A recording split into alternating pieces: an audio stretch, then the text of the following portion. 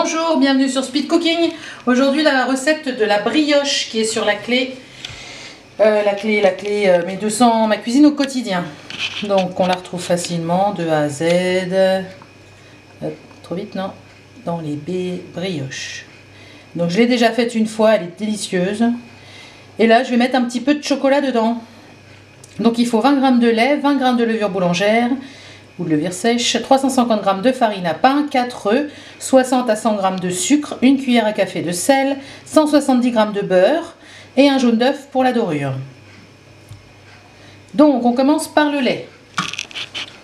20 g de lait.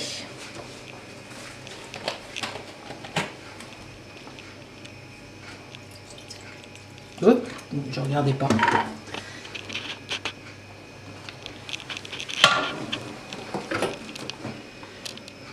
Donc j'enlève, ça fait vraiment pas beaucoup 20 grammes.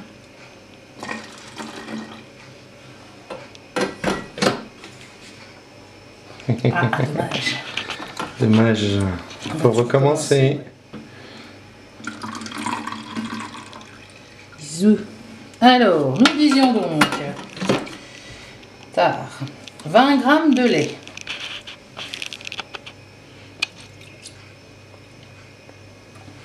Un chouïa de lait. Ensuite, la levure de boulanger. Donc, moi, ma levure est congelée. Je la congèle, comme ça, j'en ai toujours sous la main.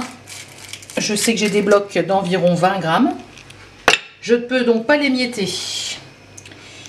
Donc, pour ça, en fait, je sors quelques secondes de la recette. Et je vais la... Non, on fait quitter, sauvegarder. Je vais la mixer quelques secondes.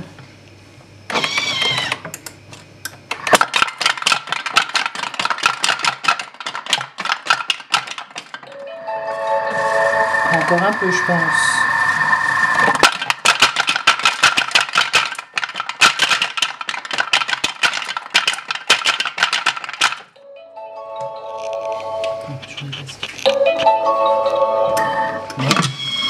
On va mettre plus. Vitesse 10.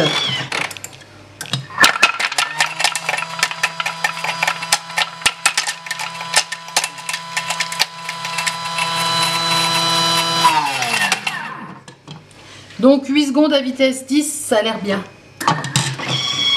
Je reprends ma recette. Pour ça, je clique sur le petit onglet. Et on revient là où j'en étais. Suivant. Insérer le couvercle et le gobelet doseur. Suivant. Sélecteur sur vitesse 2. C'est drôle, mais c'est vraiment rien de lait. Ouais, c'est bizarre. Et c'est pour quelle quantité? Pour une grosse brioche. Une grosse brioche. Qui fait, je sais pas combien de personnes. Alors là, il faut mettre en préchauffe. Je fais chauffer mon four à 60-70 degrés pour faire une pousse rapide. Et puis j'en profite pour dire que si vous allez acheter un four chez Ikea qui est emballé, surtout demandez à ce qu'il soit déballé, parce que quand vous rentrez chez vous au bout de 300 km et que vous vous rendez compte que c'est abîmé, vous devriez y retourner, donc c'est pas rentable. Suivant. Ajouter 350 g de farine à pain.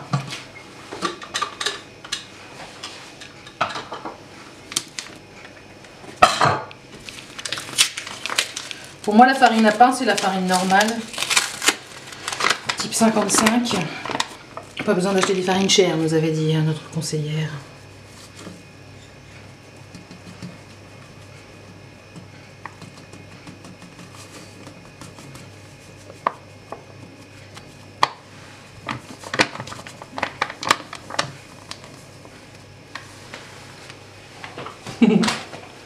Un petit peu trop. 4 œufs. Alors j'ai trouvé un truc qui va vachement bien pour casser les œufs. C'est le petit rebord là. En fait ça coupe net. Je trouve que ça va bien. Des fois.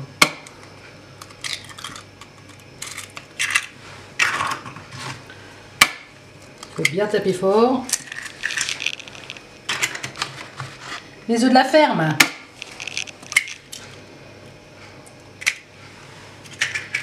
Ok, suivant. 60 à 100 grammes de sucre. Donc là, je vais en mettre que 60 grammes étant donné que je vais mettre du chocolat en plus.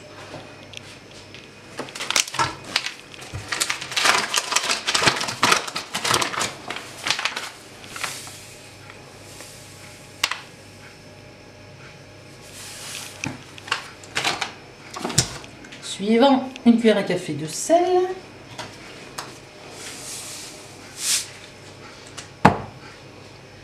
Insérez le couvercle et le gobelet doseur.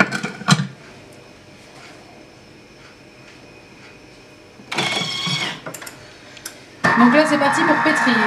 Pendant ce temps, ajoutez les noisettes de beurre par l'orifice.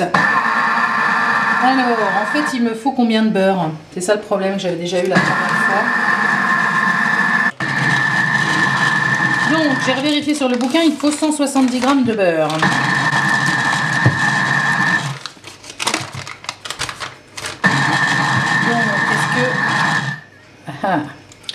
Il faut l'arrêter. Comment on peut faire?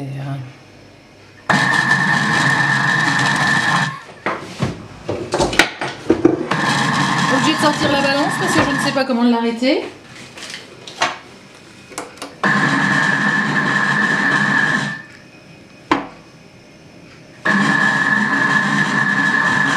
Ah, ça fait une sacrée quantité. Ah bah, c'est riche, hein. Qu'il faut les c'est ça? Enfin, les petits morceaux. Enfin, les morceaux, bon.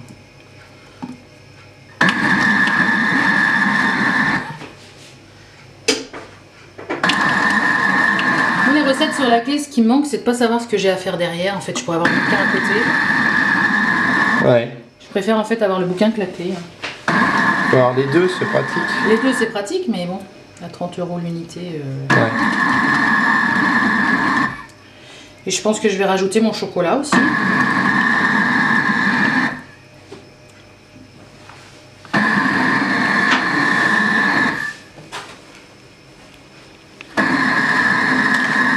Alors, un ou deux, telle est la question. On va déjà en mettre un. C'est un sachet de combien de grammes? Un sachet de 100 grammes. Ok. Chocolat au lait. Elles étaient en promo. C'est prêt. Transvaser la pâte dans un grand saladier. Alors normalement là il faut la faire lever 3 heures sous un linge humide, puis la pétrir, puis la refaire lever 1 heure. Je vais tenter la pousse rapide. Twist. Donc on a une belle pâte. Là un peu fondu.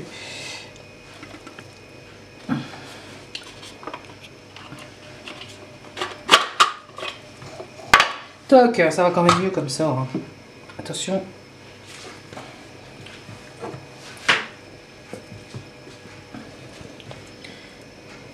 Elle était pas si collante, franchement, je crois. Chocolat qui n'a pas plu.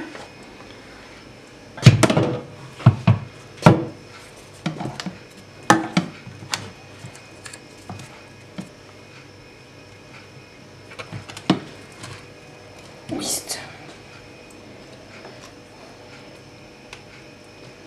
Donc pour faire ma pousse rapide, j'ai allumé mon four à 60 degrés, ça fait déjà une quinzaine de minutes. Je vais l'éteindre et puis je vais laisser ça dedans pendant 1 heure. Ce sera toujours 2 heures de gagné si ça fonctionne. Il reste pas grand chose.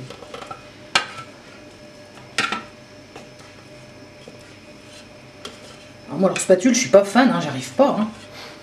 Sérieux. On va se la mettre un peu en forme.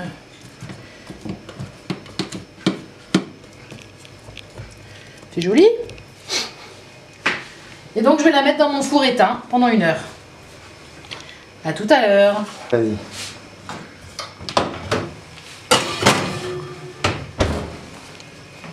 Bon, alors j'ai laissé ma brioche en fait 2 heures et j'avais remis le thermostat à 50 parce que ça montait pas beaucoup au bout d'1 heure. Donc voilà, bah si elle a bien gonflé finalement. Ah oui. Donc là je remets mon four à 180 degrés, on préchauffe. Et donc là au bout des 3 heures il fallait la sortir du saladier. Ouais. Et la mettre en forme. Donc c'est chaud. Je vais pas la mettre en forme, c'est pas grave. Hein, elle sera comme ça. On passe à l'œuf.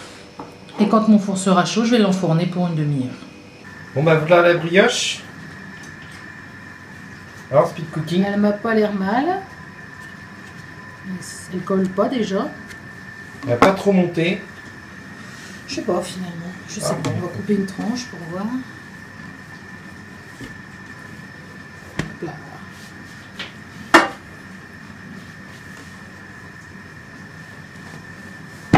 Brioche au chocolat. Je sais pas si c'était une bonne idée d'ajouter les pépites. Tadam! Bah écoute, elle est peut-être plus dense que sans les pépites, mais elle a pas l'air mal. Je pense. On vous dira ce qu'on en pense demain matin. Voilà. Donc moi je la coupe en tranches et je la congèle, comme ça on la sort le matin au petit déjeuner. Ça décongèle très vite.